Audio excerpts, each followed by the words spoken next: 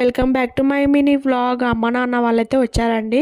ఒక చిన్న ఫంక్షన్ ఉంటే అందరం కలిసి జీడిమెట్లకైతే వెళ్ళామన్నమాట. మా ఇంటి నుంచి జీడిమెట్లకైతే చాలా దూరం అండి. ఫుల్ ట్రాఫిక్ ఉండిందనమాట. ఇంకా 2 అవర్స్ అయితే పట్టింది. అసలు ఇంకా ఎండ లేదండి. ఎండ ఉండింటే ఇంకా ఇదైపోతుండే.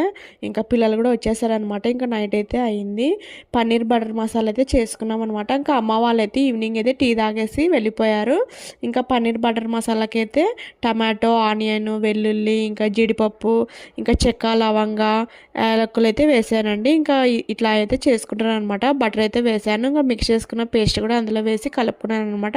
ఇంకా కారము, ధనియాల పొడి, ఇంకా క్రీమ్ మిల్క్ అయితే వేసానండి. ముందుగా చెప్పే ఇంగ్రీడియంట్స్ అయితే మనం మిక్సీకి అయితే వేసుకున్నామండి. ఇంక ఇలా పేస్ట్ వేసుకున్న తర్వాత దాంట్లోకి అయితే పన్నీర్ ముక్కలు అయితే వేసాను అనమాట.